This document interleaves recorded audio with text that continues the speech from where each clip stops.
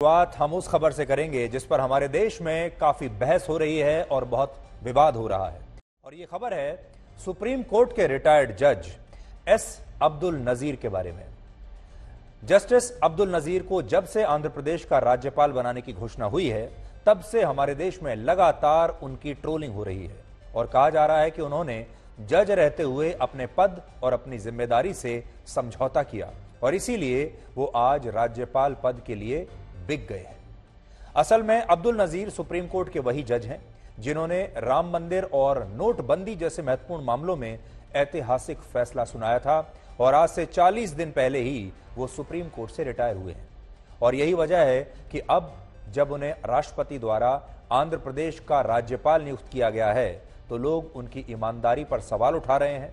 और हैरान करने वाली बात यह है कि अब उन्हीं के धर्म के लोग उन्हें सच्चा मुसलमान मानने से भी इनकार कर रहे हैं। बड़ी बात यह है कि राम मंदिर पर फैसला सुनाते समय अब्दुल नजीर ने अपने धर्म को कभी आड़े नहीं आने दिया, बल्कि वही किया जो जज के तौर पर उनका कर्तव्य था और वो था निष्पक्ष रहते हुए फैसला सुनाना।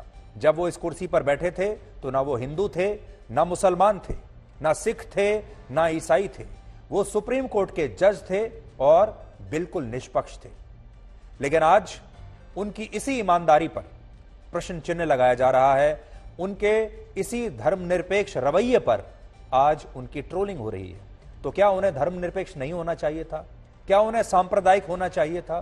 क्या उन्हें मुसलमान जज होने के नाते बाबरी मस्जिद के पक्ष में फैसला सुनाना चाहिए था? तब वो इस देश के हीरो कहलाते, तब उनका संप्रदाय और उनके धर्म के जो लोग हैं वो उन्हें अपना नायक मानते।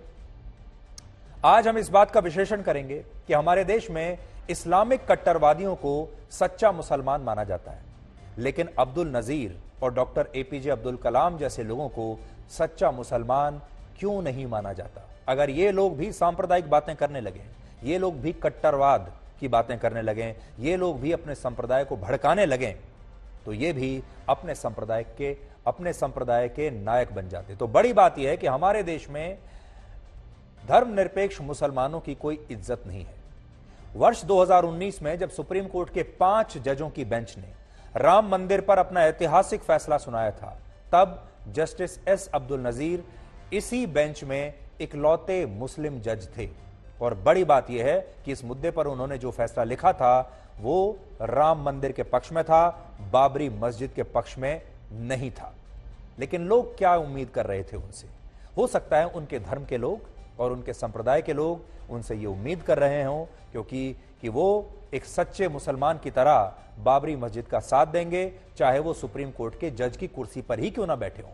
और इसीलिए उन्होंने शायद अपने संप्रदाय के लोगों को बहुत निराश कर दिया, जिसका खामियाजा वो आज भुगत रहे हैं। इसके अलावा जिस मामले में नोटबंदी के फैसले को असंवैधानिक बताते हुए इसे चुनौती दी गई थी, उसकी सुनवाई भी जिन 5 जजों की बेंच ने की थी, उस बेंच की अध्यक्षता जस्टिस एस अब्दुल नजीर ही कर रहे थे और उन्होंने अपने फैसले में नोटबंदी को संवैधानिक माना था, यानी सही माना था। और इसीलिए विपक्ष और हमारे देश का एक खास वर्ग आज ये कह रहा है कि जिस जज ने नोटबंदी को सही बताया और राम मंदिर के पक्ष में फैसला दिया, अगर उस जज को राज्यपाल बनाया जाता है तो इससे स्पष्ट है कि यह नियुक्ति असल में एक पुरस्कार है, असल में एक तोहफा है। और यह पुरस्कार, तोहफा और बिकने की बात जो लोग कर रहे हैं, ये वही लोग हैं जो खुद बिक चुके हैं, जो खुद किसी ना किसी के तोहफे पर आज पनप रहे हैं, जो खुद पुरस्कार लेकर आज यहां तक पहुंचे हैं। वही लोग आज सवाल उठा रहे हैं, वही लोग जिन्हें लोकतंत्र खतरे में लगता है, वही लोग जिन्हें संविधान खतरे में लगता है, वही लोग जो बार बार धर्मनिरपेक्षता की बात उठाते हैं, वही लोग जो कहते हैं कि मुसलमान इस देश में खतरे में है, वही लोग आज जस्टिस नजीर की ट्रोलिंग कर रहे हैं और कह रहे हैं कि आप बिक गए। यानी अगर आप देखेंगे तो तमाम लोग और विपक्ष के नेता, वही जो संविधान और लोकतंत्र की बड़ी बड़ी बातें करते हैं, वो एक रिटायर्ड जज की ईमानदारी पर सिर्फ इसलिए सवाल उठा रहे हैं क्योंकि उन्होंने राम मंदिर के पक्ष में फैसला दे दिया। आज यहां हम आपसे एक और बात कहना चाहते हैं, वो ये कि राम मंदिर का मामला एक ऐसा मामला था जो लगभग 500 वर्षों तक यह विवाद चलता रहा। 500 वर्षों तक आप सोचिए, हमारी न जाने कितनी पीढ़ियां आई और चली गईं। मुगलों का जमाना आया, उसके बाद अंग्रेजों का जमाना आया, उसके बाद हमें भी आजाद हुए 7 दशक हो गए, लेकिन इस विवाद का निपटारा नहीं हो पाया। और आजादी के बाद भी हमारे देश में इस मुद्दे पर लंबी कानूनी लड़ाई लड़ी गई और इसके नाम पर कई सांप्रदायिक दंगे हुए। हिंदू मुसलमानों के बीच में एक बड़ी दीवार, बहुत बड़ी खाई बना दी गई, जिसकी वजह से अलग अलग सरकारें इस विवाद का समाधान निकालने से हमेशा बचती रही और इसे जानबूझकर टालती रही। इस पर कितनी राजनीति हुई आप सब जानते हैं। यह हर चुनाव में एक बड़ा मुद्दा रहा और हमारे देश की न्यायपालिका ने भी दशकों तक इस मुद्दे पर फैसला देने की बजाय तारीख पर तारीख देते रहे। लेकिन पूर्व मुख्य न्यायाधीश रंजन गोगोई की अध्यक्षता वाली 5 जजों की बेंच ने लगातार बिना रुके 40 दिनों तक राम मंदिर के मामले में सुनवाई की और सभी पक्षों को सुनने के बाद 9 नवंबर 2019 को इस मामले में ऐतिहासिक फैसला दिया।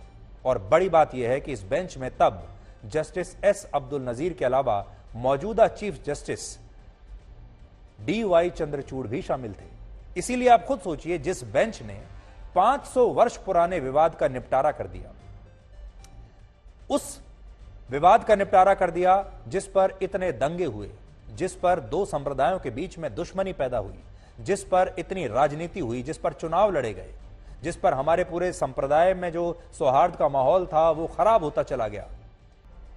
कड़वा सच ये है, आज हमारे देश में उन मुसलमानों को सच्चा मुसलमान माना जाता है जो राष्ट्रगान के दौरान खड़े होने का विरोध करते हैं, जो खड़े होने से इनकार कर देते हैं, जो कहते हैं हम वंदे मातरम नहीं गाएंगे, या जो सिर तन से जुदा करने की बात कहते हैं। आज वो मुसलमानों के आदर्श बन जाते हैं और ये कहते हैं कि वो अपने धर्म के प्रति कट्टर हैं। लेकिन अब्दुल नजीर जैसे जो मुसलमान हैं, उन्हें हमारे देश में स्वीकार नहीं किया जाता, जो देश की बात करते हैं, जो कहते हैं कि संप्रदाय से बड़ा देश है और जो कहते हैं कि वो देश की सेवा के लिए हमेशा हाजिर है। तो आज मैं ये पूछना चाहता हूं कि अब्दुल नजीर जैसे लोगों को हम अपना आदर्श क्यों नहीं मानते? APJ अब्दुल कलाम जैसे लोगों को हम अपना आदर्श क्यों नहीं मानते? यानी अब्दुल नजीर एक सेक्युलर मुस्लिम है और हमारे देश में जो मुसलमान सेक्युलर यानी धर्मनिरपेक्ष हो गया, उसे हम कभी भी सच्चा मुसलमान मानते ही नहीं। उदाहरण के लिए केरल के राज्यपाल आरिफ मोहम्मद खान को हमारे देश में बहुत सारे मुसलमान पसंद ही नहीं करते, उन्हें सच्चा मुसलमान मानते ही नहीं। अब आपको यह बताते हैं कि हमारे देश के जो लोग जस्टिस एस अब्दुल नजीर को धर्मनिरपेक्ष होने के लिए उनकी आलोचना कर रहे हैं, वही लोग अब यह भी कह रहे हैं कि धर्मनिरपेक्ष भारत में किसी विमान पर हनुमान जी की तस्वीर कैसे हो सकती है? ये तो कमाल हो गया, ऐसा नहीं हो सकता। अब जो तस्वीर आपको दिखा रहे हैं, ये उस ट्रेनर एयरक्राफ्ट की है जो भारत में ही बना है और जिसे आज से बेंगलुरु में शुरू हुए एरो इंडिया शो में प्रदर्शित किया गया है और इस विमान का नाम है HLFT-42। इसका मतलब है Hindustan lead in fighter trainer, यानी एक ऐसा लड़ाकू विमान जिसका इस्तेमाल ट्रेनिंग के लिए, पायलट्स को ट्रेनिंग के लिए किया जाएगा। यानी यह हमारा स्वदेश में बना हुआ अपना ट्रेनर जेट है। और बड़ी बात यह है कि अब तक हमारे देश में भारतीय वायुसेना के पायलट्स ट्रेनिंग के लिए दूसरे देशों में बने लड़ाकू विमानों का इस्तेमाल करते थे, लेकिन अब इनकी जगह इस ट्रेनर एयरक्राफ्ट का इस्तेमाल किया जाएगा जो पूरी तरह से हमारे अपने देश में निर्मित है। इसलिए हमारे लिए यह गर्व की बात है। बड़ी बात यह है कि इस विमान की टेल पर हनुमान जी की एक तस्वीर अंकित है जिसमें वो अपने गदा से प्रहार करने की मुद्रा में आपको दिखाई देते हैं। वो तस्वीर भी हम आपको दिखाएंगे और इस तस्वीर के साथ एक संदेश लिखा हुआ है और वो संदेश है द स्टॉर्म इज कमिंग, यानी तूफान आ रहा है। ये देखिए, ये वो तस्वीर है जिसमें आपको हनुमान जी अपनी गदा के साथ प्रहार करने की मुद्रा में दिख रहे हैं। यह विमान भारत सरकार की जिस एरोस्पेस कंपनी द्वारा विकसित किया गया है उसका नाम है, आपने भी सुना होगा, हिंदुस्तान एरोनॉटिक्स लिमिटेड यानी HAL। और इस कंपनी ने इस विमान पर हनुमान जी की तस्वीर अंकित करने के पीछे 2 मुख्य वजहें बताई हैं। पहला, यह विमान हनुमान जी की शक्तियों से प्रेरित है क्योंकि हनुमान जी बलशाली होने के साथ साथ पवन पुत्र भी थे, यानी वो पवन देव के पुत्र थे और वो विमानों की तरह आसमान में उड़ान भर सकते थे और उनकी यही शक्ति दुश्मन को हैरान कर देती थी। और इस विमान को बनाने वाली कंपनी का यही कहना है कि यह विमान बलशाली है। अब हम आपको कांग्रेस नेता राहुल गांधी के लेटेस्ट बयान के बारे में बताते हैं, उनका नया और ताजा बयान। जिसमें उन्होंने कहा है कि प्रधानमंत्री नरेंद्र मोदी ने नेहरू सरनेम को लेकर उनके परिवार से जो सवाल किया वो उनका घोर अपमान था, लेकिन इस अपमान पर किसी ने कुछ नहीं कहा।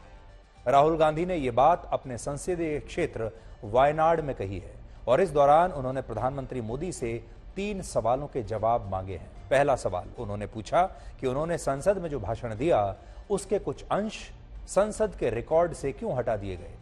दूसरा, प्रधानमंत्री मोदी ने अपने भाषण में गौतम अडानी का नाम क्यों नहीं लिया।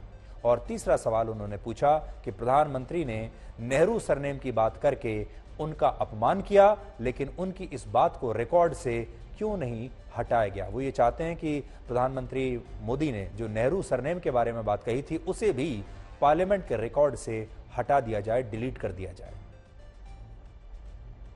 The Prime Minister directly insults me. He says, why is your name Gandhi and not Nehru? So the Prime Minister of the country directly insults me, but his words are not taken off the record. ये जो मुद्दा है अभी इतना उछल चुका है, इस पर इतना विवाद हो रहा है कि सरनेम क्या होना चाहिए था। राहुल गांधी का सरनेम राहुल नेहरू होना चाहिए था, उनका नाम राहुल गांधी होना चाहिए था, राहुल गैंडी होना चाहिए था। हमारे देश के आज भी बहुत सारे लोगों को यह पता नहीं होगा कि राहुल गांधी के नाम में ये गांधी जो सरनेम है ये कहां से आया है। आपको पता नहीं होगा कि गांधी परिवार का महात्मा गांधी से कोई लेना देना नहीं है। अगर आपको यह गलतफहमी है, आज भी हमारे देश में बहुत सारे लोगों को यह गलतफहमी होगी कि ये जो गांधी परिवार है या जो राहुल गांधी हैं, इनके नाम के साथ गांधी इसलिए लगा है क्योंकि शायद ये महात्मा गांधी से जुड़े हुए हैं या उनके परिवार के सदस्य हैं, तो ये बहुत बड़ी गलतफहमी है। गांधी परिवार को गांधी सरनेम महात्मा गांधी से बिल्कुल भी नहीं मिला है, ये कहीं और से आया है। कहां से आया? राहुल गांधी के परिवार में ऐसा कौन व्यक्ति था जो गांधी था, जिसका सरनेम इन्होंने ले लिया नेहरू को छोड़कर। वैसे भी नेहरू तो उनके नाना थे, तो हमारे जो हिंदू परिवार हैं उसमें नाना का सरनेम नहीं लिया जाता, दादा का सरनेम लिया जाता है। तो राजीव गांधी ने और राहुल गांधी ने यह सरनेम कहां से लिया? राहुल गांधी ने यह सरनेम लिया है अपने दादा से। अब दादा कौन थे? असल में गांधी परिवार को यह उपनाम जिसे आप सरनेम भी कहते हैं, फिरोज गांधी से मिला है, जो इंदिरा गांधी के पति थे, राजीव गांधी और संजय गांधी के पिता थे, और प्रियंका गांधी वाड्रा और राहुल गांधी के दादाजी थे। खास बात यह है कि वर्ष 1920 तक रेडियो ने रेवेन्यू मॉडल भी ढूंढ लिया था और वो था विज्ञापनों का। 1920 में रेडियो पर विज्ञापनों की शुरुआत पहली बार हुई। इसके बाद टेक्नोलॉजी के विकास के साथ साथ रेडियो की कीमत घटने लगी और इसका आकार भी छोटा होने लगा।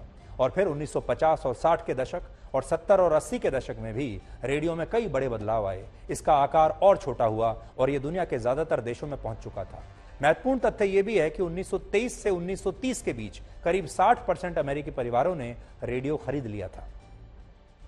भारत में पहली बार रेडियो का प्रसारण जून 1923 में हुआ और बॉम्बे रेडियो क्लब ने पहले रेडियो कार्यक्रम को प्रसारित तब उस जमाने में किया था। नोट करने वाली बात यह है कि रेडियो अपनी विकास यात्रा में कई महत्वपूर्ण घोषणाओं का भी जो है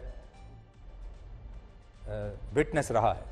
3 जून 1947 को मोहम्मद अली जिन्ना ने ऑल इंडिया रेडियो पर पाकिस्तान के निर्माण की घोषणा की थी और इसके बाद ही 15 अगस्त 1947 को भारत के स्वतंत्र होने की घोषणा भी इसी रेडियो पर हुई थी। 12 नवंबर 1947 को महात्मा गांधी ने ऑल इंडिया रेडियो पर अपना पहला और एकमात्र भाषण दिया और इसके बाद ही 30 जनवरी 1948 को ऑल इंडिया रेडियो पर ही उनकी मृत्यु की खबर की घोषणा हुई। 22 अक्टूबर 1962 को तत्कालीन प्रधानमंत्री जवाहरलाल नेहरू ने राष्ट्र के नाम संबोधन किया था, जिसमें उन्होंने चीन की तरफ से युद्ध की शुरुआत का ऐलान और जानकारी देश को दी थी, वो भी रेडियो पर हुआ। अंतर्राष्ट्रीय स्तर पर भी रेडियो कई महत्वपूर्ण घटनाओं का गवाह रहा है और आपको ये तो याद ही होगा कि जब 1975 में जब हमारे देश में इमरजेंसी लगी थी, तब इंदिरा गांधी ने वो घोषणा भी रेडियो पर ही की थी। दूसरे विश्व युद्ध में अमेरिका के परमाणु बम गिराने के बाद जापान ने आत्मसमर्पण किया और इस तरह जापान पर मिली इस विजय की घोषणा भी रेडियो पर ही हुई थी। और 28 अगस्त 1963 को मार्टिन लूथर किंग जूनियर ने अमेरिका में एक ऐतिहासिक भाषण दिया था, जिसमें उन्होंने कहा था, आई हैव अ ड्रीम। इसे भी रेडियो पर ही प्रसारित किया गया था। तो इस रेडियो को आप भूलिएगा नहीं, क्योंकि चकाचौंध आज के ज़माने में बहुत ज़्यादा है। आज आपके पास टीवी भी है, आज आपके पास 5G है, इंटरनेट है, सोशल मीडिया है, सब कुछ है। लेकिन कुछ दोस्त ऐसे होते हैं ना, जो थोड़े बूढ़े तो हो जाते हैं, थोड़े पुराने भी हो जाते हैं, लेकिन विश्वसनीयता हमेशा उनकी बनी रहती है। आप उन पर पूरा विश्वास कर सकते हैं। रेडियो आपका वही पुराना दोस्त है जिस पर आप आंख बंद करके विश्वास कर सकते हैं, ये सोचकर कि कोई भी चला जाए लेकिन ये रेडियो कभी आपका साथ नहीं छोड़ेगा। इसलिए रेडियो के साथ कई बार मुझे ऐसा लगता है कि हम लोगों का एक बहुत ही इमोशनल रिलेशनशिप है जिसे हमें कभी भूलना नहीं चाहिए। वैसे तो आज के ज़माने में टेक्नोलॉजी के मामले में बहुत बड़ी बड़ी चीज़ें आ ही गई हैं, लेकिन रेडियो के लिए अपने घर के कोने में एक छोटा सा स्थान आज भी आप रख सकते हैं। आपकी गाड़ी में तो रेडियो रहता ही है। तो आज के लिए ब्लैक एंड व्हाइट में इतना ही। अब आपसे हमारी अगली मुलाकात होगी कल रात 9 बजे। तब तक आप खुश रहिए, सुरक्षित रहिए, स्वस्थ रहिए। और पहचान से मिला काम कम समय के लिए ही चलता है, लेकिन काम से मिली पहचान जिंदगी भर चलती है।